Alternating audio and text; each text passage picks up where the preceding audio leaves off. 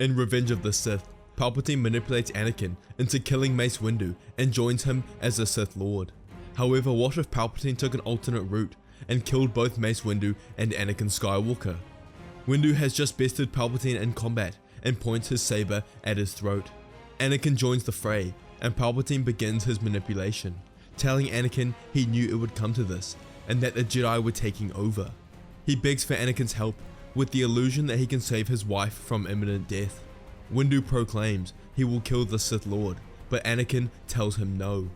Palpatine takes advantage of Anakin questioning Mace, causing the Master to hesitate for just a second as he pulls a second blade from his sleeve and dashes it across Windu's throat, and spins towards Anakin and pierces his chest before the Chosen One could reach for his weapon. Palpatine has done it. He's killed 5 of the most powerful Jedi Masters to assure his ascendancy to the Emperor of the Galaxy. He executes Order 66 on the spot and goes to the Jedi Temple himself to purge the light side of the Force. The raid was perfect. All Jedi in the temple were killed, and Sidious bathed in the death of thousands of Jedi around the galaxy. He goes to the Senate chambers to hold an emergency Senate meeting. He proclaims the Jedi attempted to take over the Republic and even killed his eyes and ears on the Jedi Council, Anakin Skywalker, for trying to stop the coup. They are all now enemies of the Republic, and they must be hunted down and defeated. He proclaims the conversion of the Republic into the First Galactic Empire, and the galaxy is now his. Before Palpatine heads back to his office, he goes to the Republic prison to recruit his first Inquisitor, Barriss Offee. He tells her of the Jedi's defeat and promises her revenge against whatever of their kind remain. She pledges loyalty to Darth Sidious and joins him by his side. Next he goes back to the temple to find the Grand Inquisitor, former temple guard, who has finished his documentation of the dead Jedi, and he joins his master. Palpatine heads back to his office with the Inquisitors close by. He knows Master Yoda and Kenobi are not dead and thus must protect himself in case of an attack. Next, Sidious contacts Maul, and after tracking down his position on one of the stolen fighters from the Star Destroyer coming back from Mandalore, he promises Maul everything, an opportunity at Kenobi, and if he succeeds, the position by his side once again. Maul thinks about this for a second and wonders if it's a trap, but concludes he will join him by his side. He comes back to Coruscant, and the 4 Force users stand ready in Palpatine's office. Meanwhile, Yoda and Obi-Wan return to the temple to find the outcome of the Purge, the death of countless Jedi scattering the halls. They find the security recording of Palpatine being the Sith Lord, and they know what they have to do. Failed. Windu and Skywalker have. Failed. We must not. And they decide to head to Palpatine's office. They arrive and sense something is off.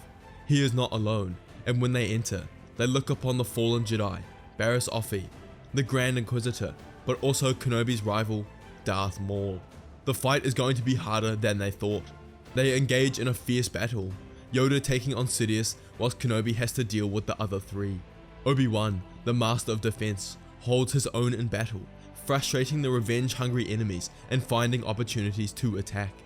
Whilst pinned to the wall, he slices under Barriss's blade to cut her arm off and spins to kick the Grand Inquisitor in the chest. Maul grips Kenobi in the air with the Force and throws him against the back wall. The 3 Darksiders press him, not giving him any opportunity to escape. Obi-Wan can't do anything. They are coming on too strong. He looks for the chance to make his move, but it never comes and he eventually falls to Maul's blade. Meanwhile, Yoda and Sidious are interlocked in a dance of death, both equals in the Force and unable to penetrate each other's defenses. It's when Maul joins the battle that the tide turns. Maul's double blade is very effective against Yoda's acrobatic style, and the Grand Master eventually falls to the blade of the Sith. The Jedi Council is utterly decimated, and Palpatine's Sith Empire is without any Jedi resistance. Shortly after the distraught and heartbroken Padme gave birth, Palpatine steals the twins from her own grasp and begins training them as his Sith apprentices. Padme, after losing her husband and children, falls into a deep depression that she will never recover from. The rebellion would be formidable for a while. They would seal the Death Star plans and have a shot at taking out the Empire's superweapon. However, with no Luke to destroy the Death Star, the base on Yavin 4 would eventually be destroyed. Palpatine would now on have complete control of what was once Republic space, with no possibility of a coup from the inside. Palpatine would find the list of Force-sensitive children around the galaxy that the Jedi had identified and begin expanding his Inquisitorius program, now led by Darth Maul, to create an army of Sith warriors. The Jedi have now been completely wiped from the galaxy, and the Sith's rule was absolute, with Sidious's Darkside army including hundreds of warriors. He would move into the Outer Rim territories to have control over all of the known galaxy. For the next 20 years, there was no thought of any opponent that could face him, but eventually he would have to fight against the Yuuzhan Vong. Palpatine had been training his Darkside army as he sensed his conquest for ultimate power was not over, and he was right. The Yuuzhan Vong would hit the galaxy hard with the ultimate goal of control. However, they didn't care how many beings they had to murder to do it. The Vong's organic-based technology was unforeseen by the galaxy. The first time the Emperor engaged the Vong's fleet, it was a devastating loss for the Empire, as Palpatine underestimated their technology. The Sith and Yuuzhan Vong shared a bloodlust and desire for battle, making their engagements brutal and destructive. The Vong are not armed with weapons, but organically altered their bodies, twisted and reshaped into living armor and weapons. Their crab-like armor was resistant to blaster fire and even lightsabers. The Vong successfully captured and defeated 20% of Sidious's empire, and he decides it's time to meet their fleet head-on.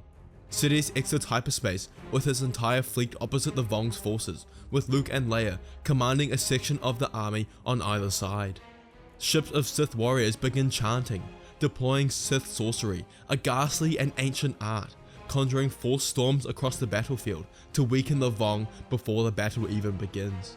The battle begins, and the Vong's tactics reflect their twisted reverence for pain and death, charging headlong into the enemy, showing no fear or hesitation. Sidious has multiple Death Stars at the base of his fleet, firing upon the Vong command ships. As the battle reaches its peak, Sidious decides to activate his most devastating weapon. He, alongside two ships containing hundreds of Sith warriors, advance, and he calls for the rest of his fleet to retreat. He's equipped with a gravity generator stolen from a Vong ship, and uses it at 100% capacity to absorb any blaster fire coming towards them. Palpatine's ship stops in the center of the Yuuzhan Vong's fleet, and Sidious, alongside the rest of his warriors, begin to chant in a Sith ritual.